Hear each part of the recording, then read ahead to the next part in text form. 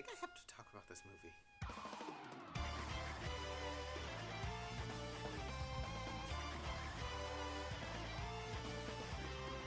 Dracula is a classic novel by Bram Stoker that founded the cornerstones of the vampire mythos. And only I have read it. I don't think anybody else has read it. At first I was upset because, oh my goodness, nobody else is going to listen to my book report about how much I love Dracula. And then I realized, oh my goodness, I'm the only person who knows what happens in the book, so I'm the only person that can judge things related to it.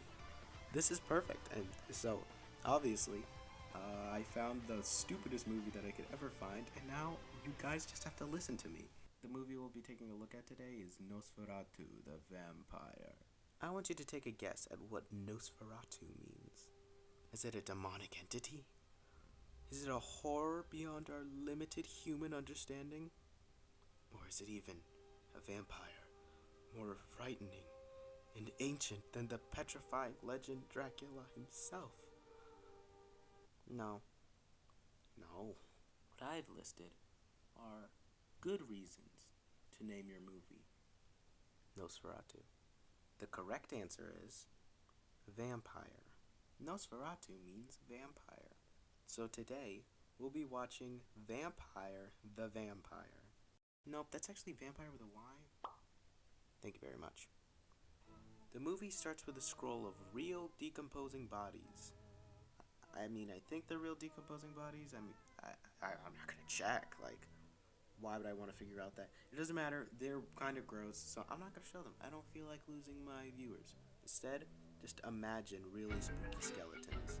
Wait, hold on, go back. Skeleton got drilled. Meet our main characters, Lucy and Jonathan Harker. Lucy wakes up freaking out because she wants to get out of this movie as fast as possible. And Jonathan's just like, silly woman. Dreams aren't real. Everybody knows that the only actual fear is physical. Nothing in your brain can hurt you, idiot. Your brain makes your heart go. He didn't actually say that, but I'm kind of paraphrasing because that's how it felt. So they go to bed. Quick side note, this movie contains a lot of long takes. For example,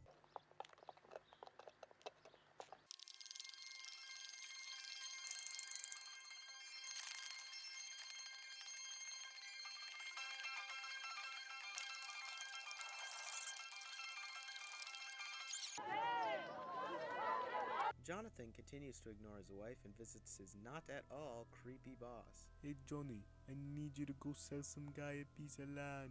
His name is Count Dracula. Oh, no problem, Monsieur. I've been wanting to get away from my dumb loving wife. You won't need to bring too many bags. It'll be so fun. You could die.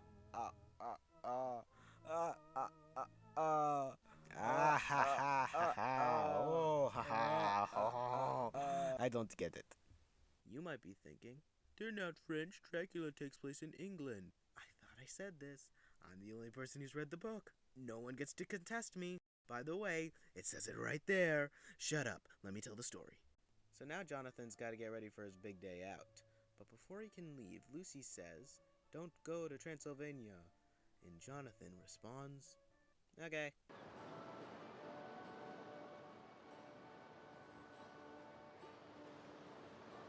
Not really. He goes to Transylvania and everyone freaks out when they hear he's going to Castle of Dracula and desperately tell him not to go. But he doesn't listen to them because he's French, and the French don't listen to bored people. When they learn he's French, they leave him alone because they're thinking, oh, gross, might as well let him die. But this woman felt bad, I guess, so she gave him a book. Hello, you're reading the strategy guide for Monsters and Other Gross Guys, written by John Seward. Quick survey before you begin. Have you ever been to a fourth graded violin recital? Nobody wants to take John up to Castle Dracula for obvious reasons. Sorry, sir. Can you not see? I haven't any horses. So he goes himself and meets the terrifying Count Dracula? No. That's not Dracula. That's someone's creepy uncle. Maybe he's allergic to sunlight, but only because he hasn't gone outside in years. Garlic doesn't kill him, then maybe give moisturizer a try. Mans doesn't get super strength, he gets super banned from the mall. Sorry. I'm done.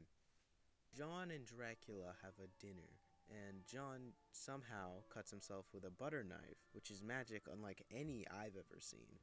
And son Lacula goes full simp mode, even breathing heavily with his dead person lungs.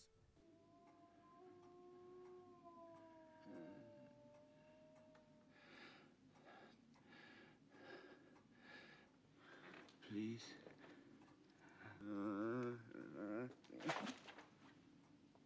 Meanwhile, back at Lucy, a bat got into her room, and for some reason she thinks it's magic, even though it's just a random bat that got in because she left the window open.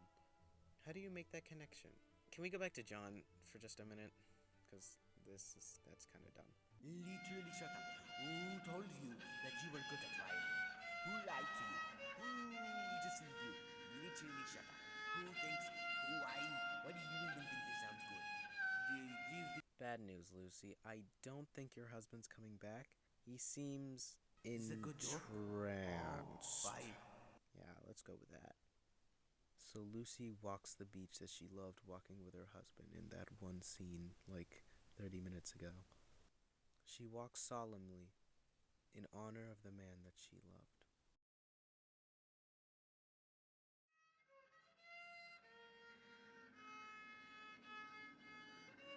Shut up! Jonathan starts writing to Lucy like, I'm having the worst time ever right now.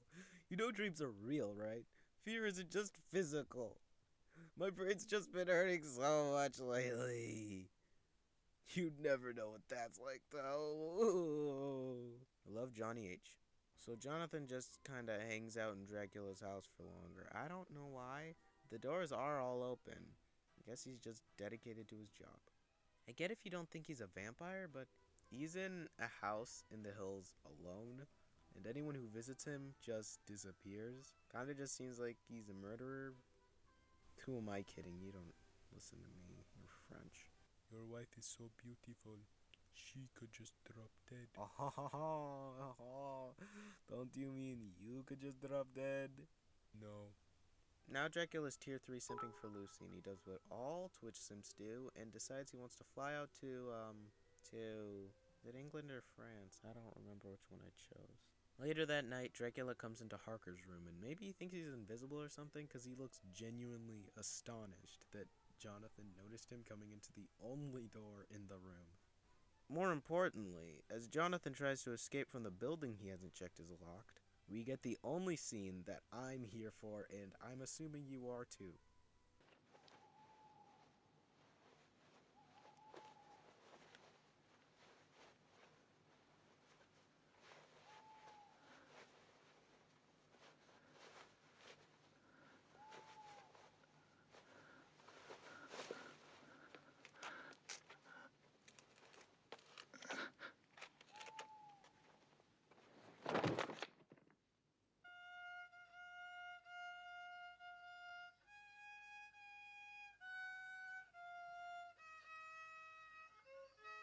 Sorry, I'm done. So I'm just gonna leave Jonathan alone for the rest of the movie. You're good, right, bud? Yeah, you're all good. He's all good. He's just a little tuckered out. By the way, the movie doesn't explain it, but Dracula's only immortal when all of these coffin things, or the respawn points, I guess, are intact. In the book, he only had like 3, I think, but this guy's just being efficient. Meanwhile, back at Jonathan.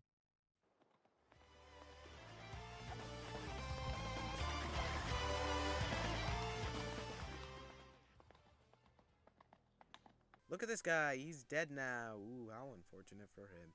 He's really good at parking somehow, even while he's dead. Some people say I can do that in my sleep. This guy can do it while he's sleeping with the fishes. Why am I making this video? I have to write an essay. The rats get into the city, and for some reason no one cares, I guess. After the production staff released a bunch of actual rats into the city, Dracula goes Pink Panthering around. Because of that plot point I explained earlier. Don't worry if you forgot it, the movie did too. Jonathan finally reaches home from some random people picking him up from somewhere, them saying, Seems to belong to this house. despite him not having his memory from his sickness. So how did you tell that? He turns into a vampire, by the way. Dracula continues to simp over Lucy, but now he's a lot closer, and he killed her sister, by the way. Don't know why she didn't turn into a vampire? Anyways, Dracula breaks into Lucy's house and says, "You must excuse my rude entrance." which good, because if you're gonna break into somebody's house, at least be polite about it. Lucy just kind of says no to Dracula, which works, by the way. And he just leaves, because he didn't prepare for rejection and he has social anxiety. Mood, man. Renfield was in prison, by the way, so naturally he escapes from that and simps over Dracula, who's just not taking rejection well. Van Helsing shows up, who's the coolest man alive, and he is also ruined in this movie, because the moral of this movie is that happiness died in 1979. More French people, more rich people, more death, more misogyny, blah blah blah, speed, speed, speed, I don't care. Back at Spencer's, Dracula's finally caught on his... Back at Spencer's? Okay, sure. I don't know why it says back at Spencer's. Okay. Back at Spencer's, Dracula is finally caught for his sexual assault allegations. Roll credits. I had notes for nearly every part of this movie, but when it came to the ending, I was just commenting on literally surface level things, because it was so bonkers that nothing I could say would convey how watching the whole movie than watching the ending felt.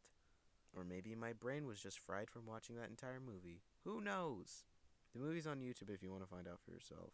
Watch it with some friends or something, I don't know. Or if you don't have friends, watch it alone, you know? Enjoy your own company. Violin boy, play me out.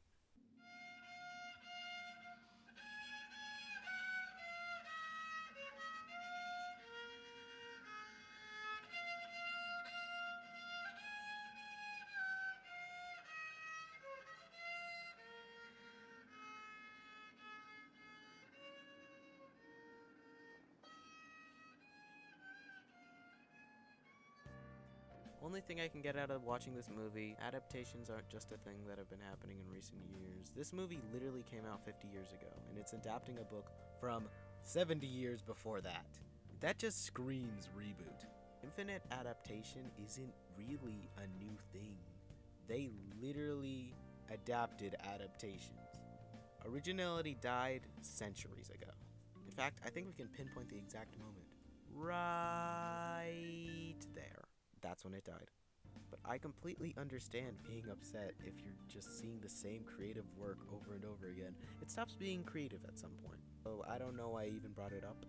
There's nothing new for me to add to this conversation, which I guess that's the point then. Moral of the story, someone really needs to get this kid a quality violin lesson because he desperately needs them.